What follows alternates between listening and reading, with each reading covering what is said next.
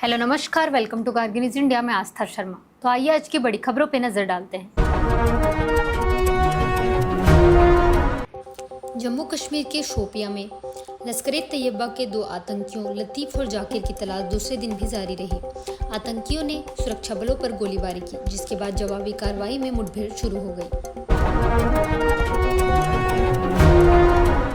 जम्मू कश्मीर में अलगाववादी नेताओं का महिमा मंडन करने के आरोप में विवादित किताबें स्कूल लाइब्रेरी से हटा दी गई हैं। इन किताबों में मकबूल भट्ट को शहीद और अलगाववादी नेताओं को महान व्यक्तित्व के रूप में पेश करने का आरोप है। इसरो ने गगनयान मिशन के लिए किए गए इंटीग्रेटेड पैराशूट टेस्ट को सफल बताया है। ये पैराशूट अंतरिक्ष यात्रियों वाले क्रू मॉड्यूल की सुरक्षित लैंडिंग सुनिश्चित करने में महत्वपूर्ण भूमिका निभाएंगे। प्रधानमंत्री नरेंद्र मोदी ने कहा कि भारत ने अपनी मजबूत रिफाइनिंग क्षमता के दम पर ऊर्जा संकट का सामना किया। भारत अपनी एलपीजी जरूरत का करीब 70% आयात करता है, जिसका बड़ा हिस्सा खाड़ी देशों से आता रहा है।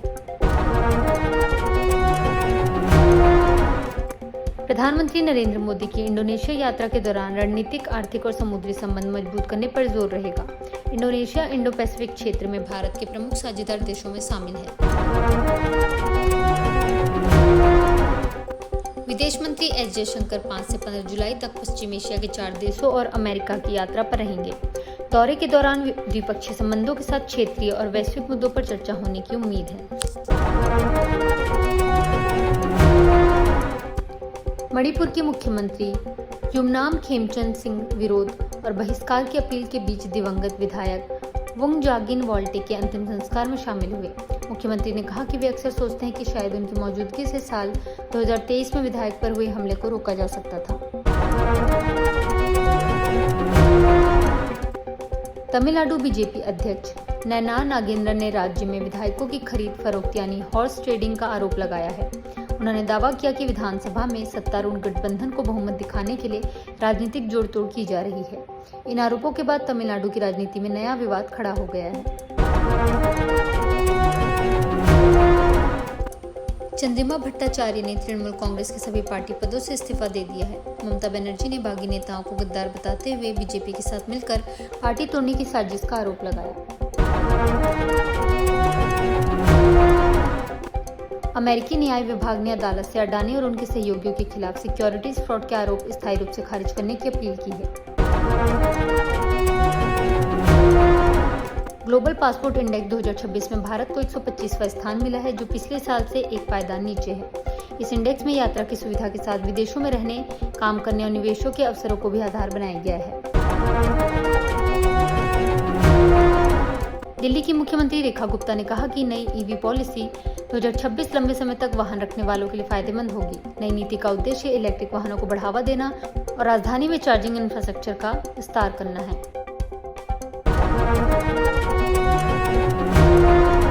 केरल की 24 वर्षीय मरीन इंजीनियर ने अपनी पहली शिप ड्यूटी के दौरान स्ट्रेट ऑफ हॉर्मस के पास मिसाइलों को आसमान में उड़ते देखा। उन्होंने बताया कि युद्ध जैसे हालात में सिर के ऊपर से गुजरती मिसाइलों को देखने का अनुभव बेहद डरावना था।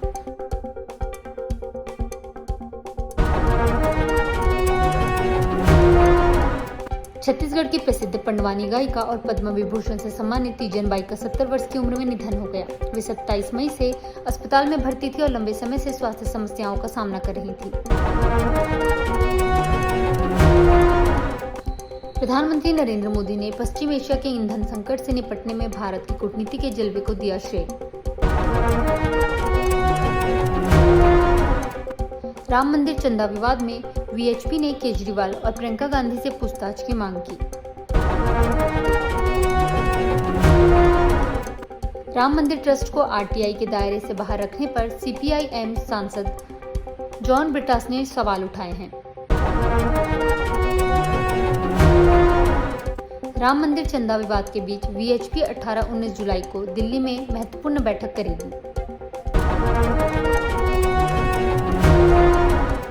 तुर्की की नजर F-110 फाइटर जेट इंजनों पर ट्रंप की नाटो समिट के लिए अंकारा यात्रा से डील आगे बढ़ने की उम्मीद है।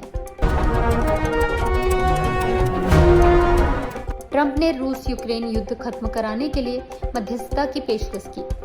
पुतिन और जेलेंस्की से भी बात की। ये थी आज की बड़ी खबरें। बने रहिए गार्गी न्यूज इंडिया के साथ। मैं आस्था शर्मा, धन्यवाद।